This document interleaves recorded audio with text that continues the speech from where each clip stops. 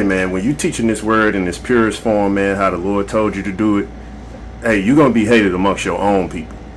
All right, and everybody coming back in their own life, and everybody coming back in their own life, they back, and then you got those men who gonna make up the tabernacle of David, man. All right, and one thing that you see in this, most of these guys, especially the ones in a group, they all think it's their group that has it. They all think that their group is the one who just straight up got it. You know why? Because they push the commandments of men, and their best interest is to their group, not to the will of the Lord. And some brothers, they not even allowed to have new members come into their group. They're not even allowed to grow, amongst other things that go on inside that. But so one thing about these groups, you know, is almost like a prison gang thing, kind of, because you come into Israel and you would think, since you see the numbers and all of that, okay, you got to pick which group sounds the best for you. All right, and they all got their pros and cons, and some a lot more cons than pros.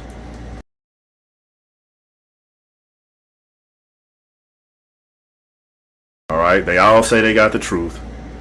Now, do these men know the scriptures? Yes, they do. They know the scriptures. All right, but once you get a good look inside of there, man, it's dirty. They don't really live them like they say they do. Just like you see this whole King David thing that's been making them do videos and all this other stuff. And most guys in groups, your best interest goes to your group first. You will put up with bullshit. You will put up with wickedness. You will see it, and you will let a lot of things go just to keep the peace in your group. Scriptures, man, and it's saying don't do something, and you got them around, and they telling you you can do it, or they're telling you not to do something that the scriptures tell you to do. All right, for example, you're told no new members. That's one thing.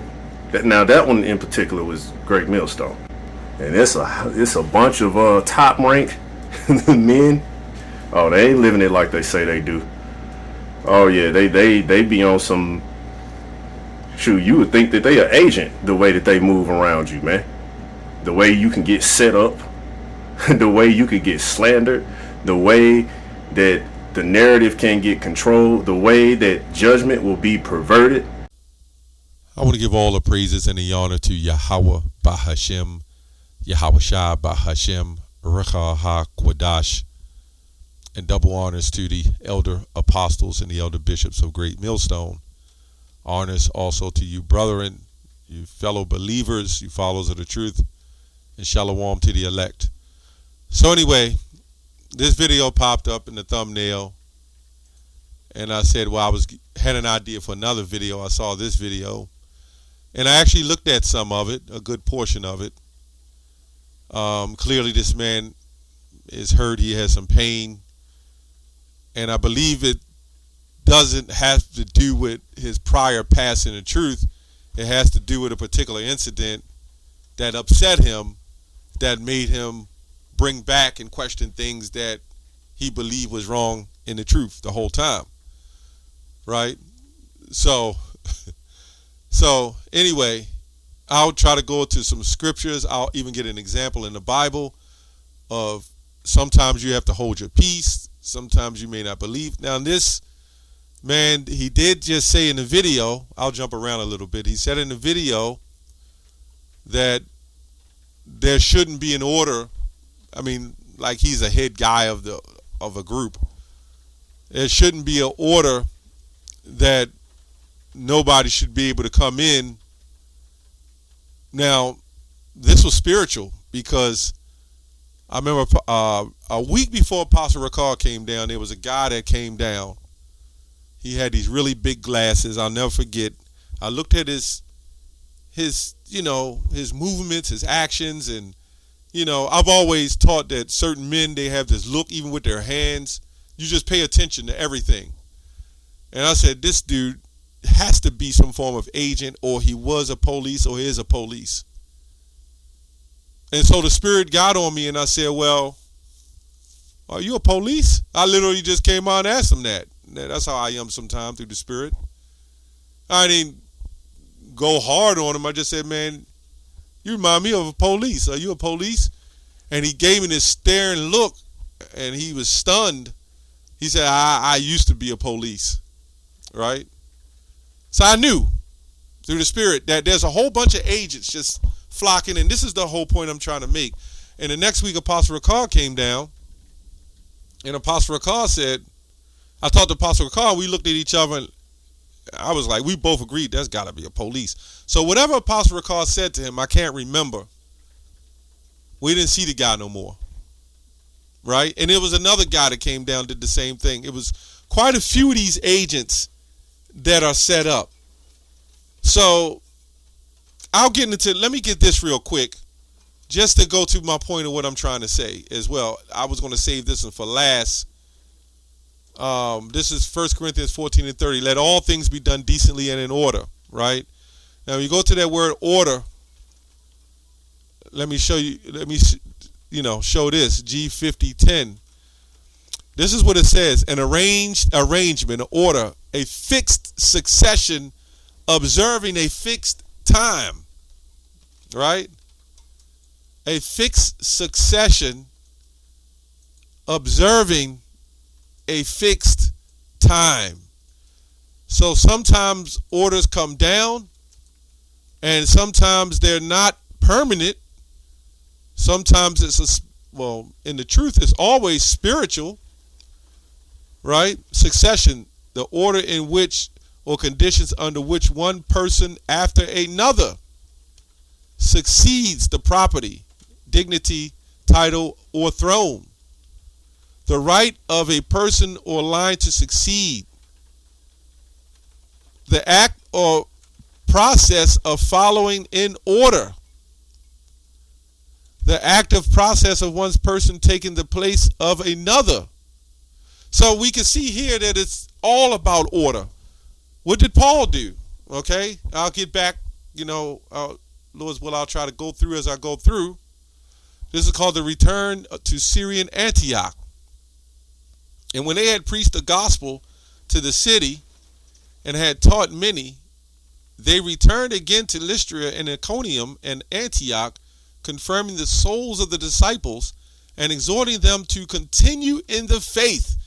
And this is what it is all about. Continue in the faith. All you have to do is just continue in the faith. But Jake can't do that. The thing about King Mashah and Abba Bivens, that thing or that topic, which is necessary for doctrine. It is actually necessary. This man even said people are coming back in their lots, right? This is what he said. So if you're a prophet, you're going to come back in a lot as a prophet, whether it's a false prophet or a righteous prophet, right? But if you're righteous or you're the elect, you're going to come back in a prophet, as a prophet. Now, this person agreed to all these things, okay, about King David, okay, about John, and everything else that's been brought out, Abba Bivens and King Mashah and whatever, everything that's coming out. They agree with it. Like, if you didn't have an agreement from the beginning, you've been in the truth long enough to know, well, okay, I agree with this or I don't agree with it. You had a long enough time, a period, to say, well, nah, I don't agree with that. Then you could have broke off from the group, right? Did your own thing and just waited on the Lord and see where it goes. But nope. That's why I said it don't have nothing to do with Abba Bivens or High Priest Ariah or King Mashah and the top men or even the apostles. It has nothing to do with that situation. He just made that a situation because of him being upset or hurt about a situation that happened. Because other than that, if that never happened, would he still be continuing? Probably so. But anyway, man's goings of the Lord.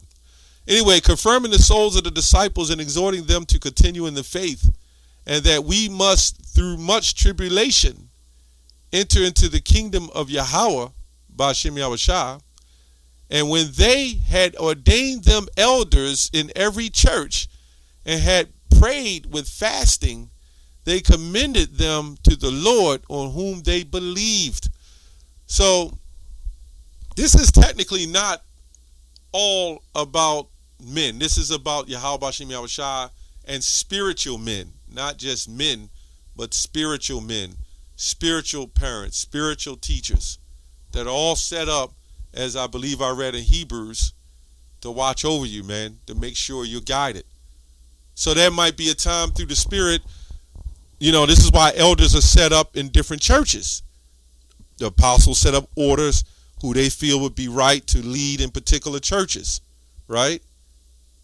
As I'm a leader and an elder of a church, right? I'm not a apostle or elder bishop or anything, but I'm an elder of a church. So I'm set up to lead this particular church. So, for example, there was situations where violence was in the neighborhood, where we was doing the work and we was getting those dirty looks. You know what I'm saying? So, and it was in a marketplace. It was not in a ghetto or anything. But Jake here in Baltimore, it's like crazy, as of all over. So the Spirit was on me. Okay, we need to move here. Maybe we need to go there. Maybe we need to move a couple times, set up here, set up there. Somebody has to watch over the souls of men. But when you're out there on your own, and if that's what you want to do, you do that. But you should have somebody, even if you're on your own or with somebody, to be able to come together as a brethren and, at least suffer together. You know what I'm saying? But Jake don't have that in him, Let me go here. Let all things be done decently in order. So when we go back to decently and in order, it means an observed fixed time. So 1 minute, you might say, hey, nobody can come in GMS. It's a hold on it. But there's a balance and there's exceptions. And this man has been in the truth long enough to know this. If I felt like we got, men that come down now and watch us, a few guys that come down and watch us, right? But me and a couple of other brothers look and we know they're not ready. It's all spiritual. But if it comes a time where we feel that they're ready, then there's nothing wrong with making a call and saying, hey, I think these brothers ready, get your blessing. Is it okay? Like you'll go to a job. I believe Elder Yasha Wamba said that as well. You'll go to a job and they'll tell you, you can't wear a red vest when everybody's wearing blue vests, right? They'll tell you that. You can't do that. Or you can't wear, jeans. You got to wear dress pants to work this job. You got to have a casual look. I guarantee you guys to get that money, you'll do it. You'll follow the complete and total order. Well, maybe some of you won't, but you'll follow that order to get, the benefits that you need, right? You'll follow that order to get the benefits that you need. And again, I don't know if I said this earlier, but there was a time where I didn't agree with something and I had to just suck it up. I mean, if you played any kind of sport, you would know that, also. Some Jake may not have, I don't know. But there was things that, you never really agreed on. Sport or whatever, you might have worked somewhere. It might have been in school, anywhere. You can't always have your way. You can't be the kid that just get the cake and shit, man. Sometimes it don't work that way. Okay? So I was between two poles, and I was like, I'm hearing this, but then I'm saying you can't do that. Don't do this, but I want you to do that. What do? You got to suffer these things and work it out. Right? Jake doesn't have the patience. He doesn't suffer. You got to be a disciple, man. You got to have discipline. Okay? So anyway, I'm going to go into the story here in Judges, because I read this like a month ago, me and the brothers. I'll quote some of it. This was Jephthah, right? He was a Gileadite, who was the mighty man of valor and was the son of a harlot. And basically, I'm going to read a little bit. And Gilead's wife bare him sons, and wives grew up, and they thrust out Jethro, and said unto him, Thou shalt not inherit our father's house, for thou art the son of a strange woman. Then Jephthah fled from his brethren, and dwelt in the land of Tob, and there were gathered vain men to Jephthah, and went out with him, right? And it came to pass in the process of the time that the children, see, these men at that time had some form of character, if you want to say that. When he got cast out, if there was an internet, I'm pretty much sure he wouldn't have been on there talking shit, right? He just dealt with it.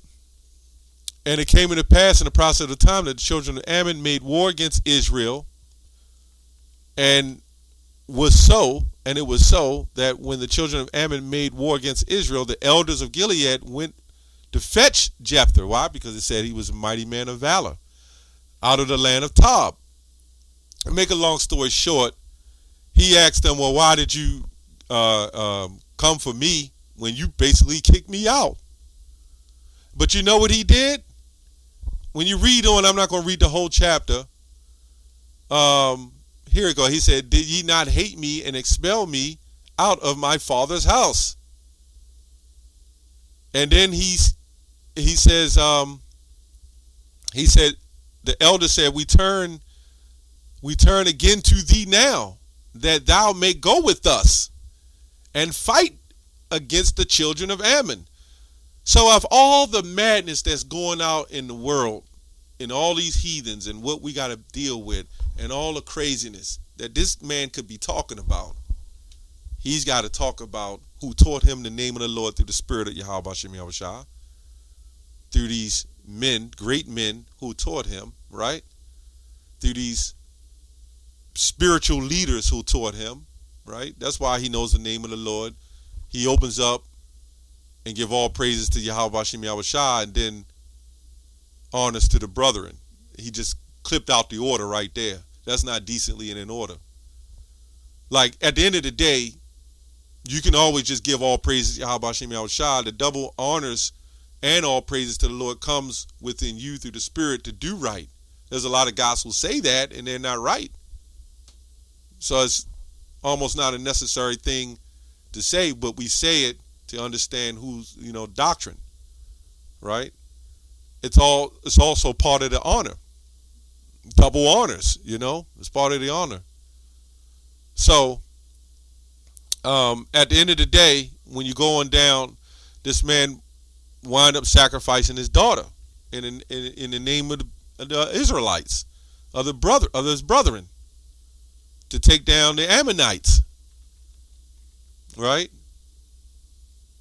What kind of man do you think that had to be to do that? It was probably not the smartest vow to make, but it's just letting you know the Lord set it up for him to do that, because at the end of the day, that's when Yahushua quoted, basically you're supposed to sacrifice your mother, your father, your lands, everything for the Lord. Even brethren that you might feel is off. And what does the Lord say? Love your neighbor. So are you going to give up that sacrifice? Are you going to make that sacrifice? You have to make that sacrifice. And I believe if you've been tested, there's a brother that I'm not going to say his name, but there's a brother who was kicked out and things happened to him. And you know what he did? He just shut up and kept continuing. That's how you know if a man is doing it for Yahweh Hashem Yahushua or just to be seen of men. That's how you know. But you get kicked out and then you start doing videos. I don't do the hell with this and that. You're siding with the enemy. You're causing confusion. You're causing division. You were once in this camp. You was once in this group. And what you're doing is you're making it seem like it, in a carnal matter, just grouped together. I know you got hurt, man. It is what it is. But it's how you it's how you come through. It's how you prevail against, what you had to go through. You might not agree. This word sacrifice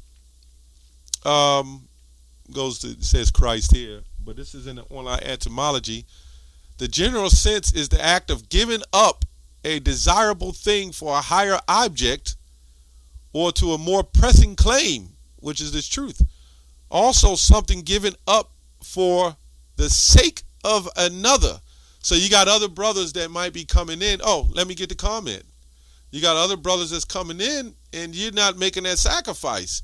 So if you don't believe in the groups or you don't like what the groups are doing, all you have to do is continue to do the work. And maybe through this group, which we believe, these other brothers will come in and want to be a part of it. Nothing wrong with that. We're the only people that don't like getting along, that don't like being together, that don't like a brotherhood. We're the only people like that. As far as let me say in the truth. The brother GMS Tanzania, right, Tanzania, which I spoke with that brother a few months back. He said, I woke up through the Mississippi camp under your leadership. When I see this, it's sad. Men, is that difficult to bend your knees for once and beat your chest? I say it loud. I was wrong, brothers. Please forgive me and keep on teaching. See? That's it. Jake want to make everything harder. Jake want to make a point. Jake got something to prove. As long I don't give a damn. This is the mindset. I don't give a damn if it destroys the whole body. I don't give a damn if it breaks up all the camps.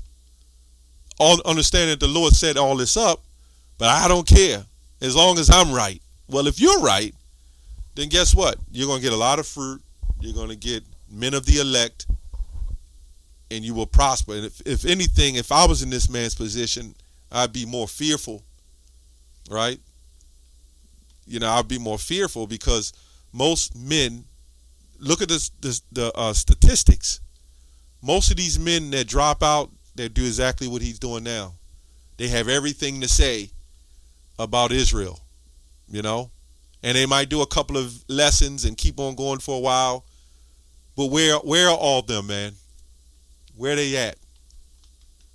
Where are all the guys that fell out? Where's those guys from Chicago? Those guys here from Baltimore?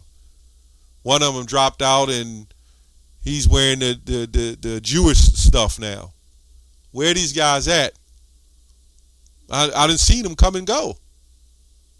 It just proves something. Hey, look at the truth. Look at the storyline. Anyway, that's all I have on that. Shalom.